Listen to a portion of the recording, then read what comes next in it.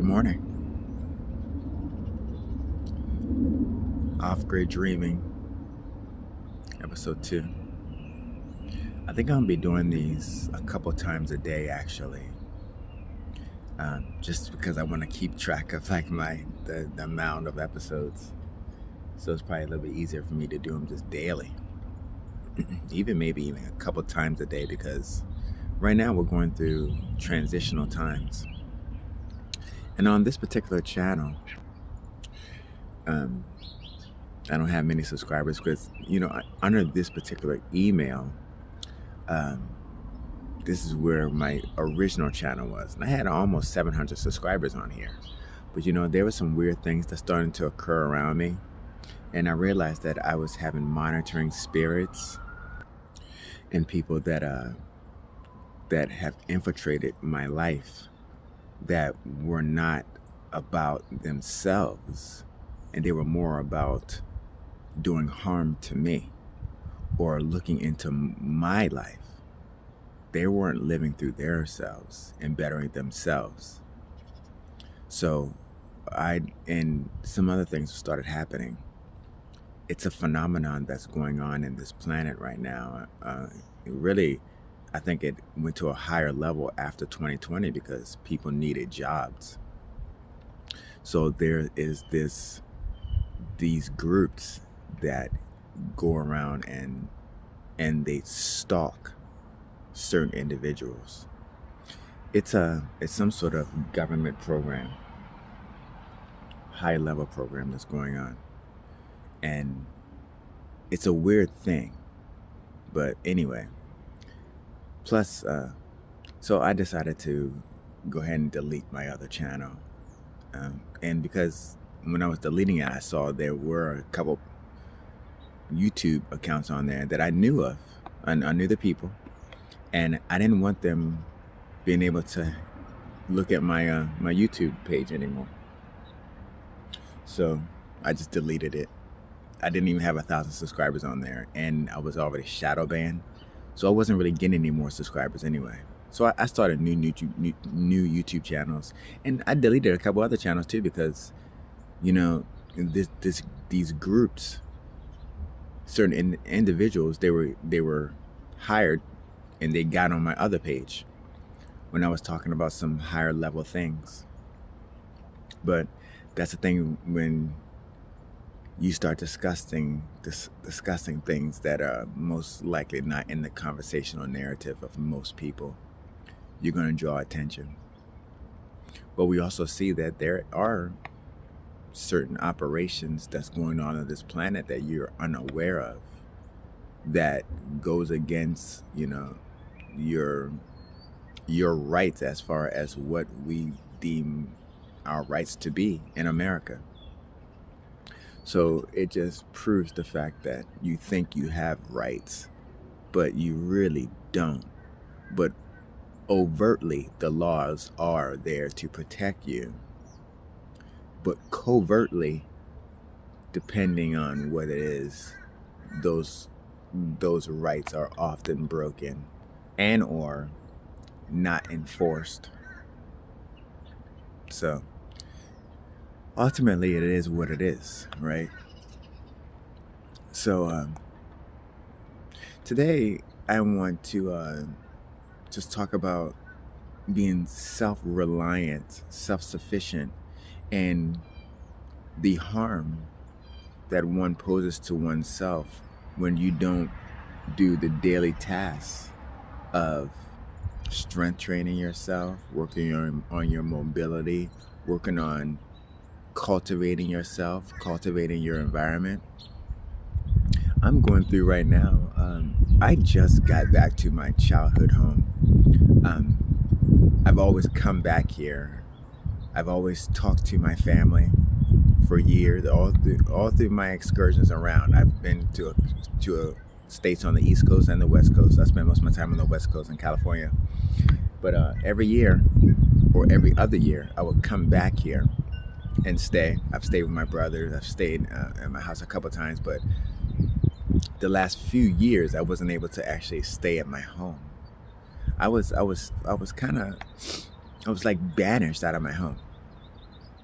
And now 2020 came in, and my parents came to visit me in 2018, and they've come out and seen me a couple times, um, not too many times though. But it's weird that last time they came out, they were doing there was a conference in Vegas, so they stopped over in California quickly to see me. I was never a priority, but whatever. And that was in 2018. 2 years go by, I was going to try to be back home in 2020, but the COVID hit, so I wasn't able to leave.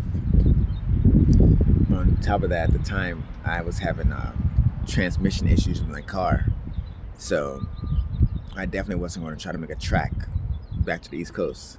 And then that December, right after Christmas, I was in a car accident. Now, it was one of those weird car accidents that you often will hear about when it comes to these stalking individuals.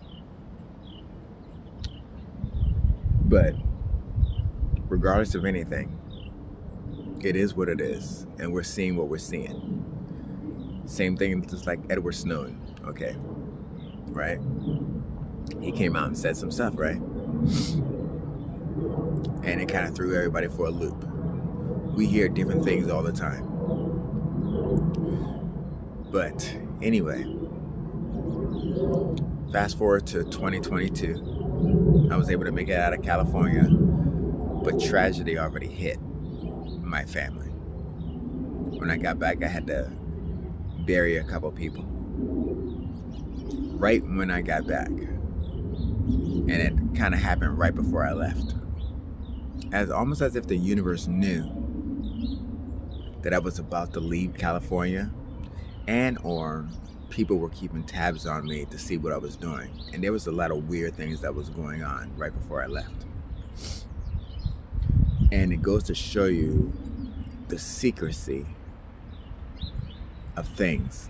And not only that, but the level of humanity.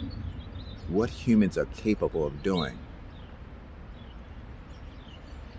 You know, what they're about.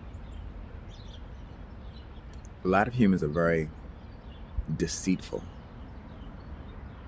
And they have that's the thing, and that's the thing about 2020.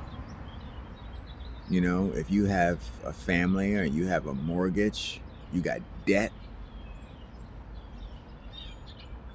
you have certain addictions, you're going to do whatever you need to do in order to fulfill those and make sure you're okay. Even if that means listening to falsehoods and spying on people that you don't know. You don't know anything about. But if you can get paid for it, you're going to do it. And this is done, I'm not going to go too much into this topic, but they also utilize immigrants to do this. Large Chinese population doesn't. And with the spy technology in the Teslas and these vehicles, everybody got cameras in their vehicles. Everybody's going around taking people's license plates and stuff like that. And the same thing happened in Nazi Germany, right? People were like, oh, that stuff's not going on. Okay. Didn't Germans tell on each other? Right? So, it goes on. So anyway, but what I'm really talking about is when I got back here, I saw that, and so that's how things go. But when I got back, I saw that what I was being kept away from was the level of health of certain family members. And it's basically seeing, who people are, which it's a wake-up call to realize certain things.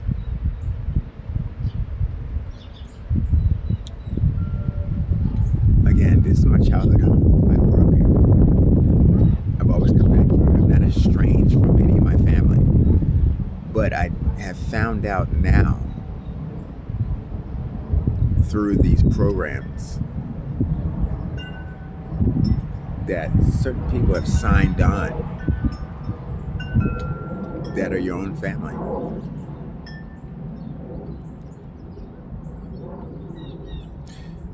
Do you know what that's like to realize that there's a covert operation against you by your own family? And then it also involves community networks. And this is a well-known thing that's going on. I'm not alone in this. But anyway, off-grid dreaming. You know, I love it here. People are fine that I get to meet that are nice, but you never know who's who. But you know, regardless of that, it makes you realize that maybe your upbringing, your schooling, the friends you encountered, the situations you've encountered, were all just elaborate setups. Slowly studying you. Like we were born into a science experiment to find out who we are. It's like the Ancestry.coms. Finding out what your DNA is. You send your DNA into some place, they're going to find out. You know, it's a study. And certain clues when I was growing up were kind of odd.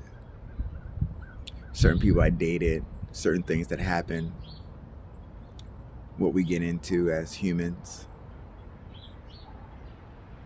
It was really wake-up calls. But as we grow and we see what life's really about, if you're not jaded by everything, you start to, well, for myself, I'm looking for something else.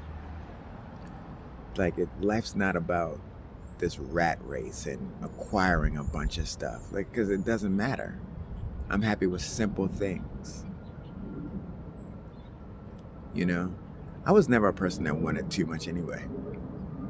I was never really a person that said I want a wife and this many kids. I never really found myself to be a husband type early in my life. You know, maybe when I'm 60 or 70, settling down.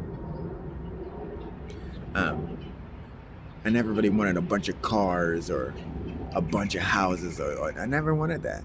You know, I wanted to be healthy. I wanted to become a trainer to a degree, a choreographer, dancer. I wanted to be fit. I wanted to be healthy. Health was my goal, and that's what I studied. I studied health science, health promotion, health advocacy. And as I've gotten older and I've tried to tell people certain things and guide certain people to things, many people didn't want to do what I advised, even though the science proves that you should do this to have a healthy and long life. And when you don't do certain things, you're going to face the repercussions of it. And that's what I'm seeing now with certain family members and things. But the situation that I'm in is also one that I'm the only one that can do this job right now. And the only reason why I'm even here to do it is because I survived the assaults that I've gone through, including 2020 being self-employed and utilizing the clientele I built up for all those years to keep me sustained by offering outside training. So it really is more going on, you guys. Peace.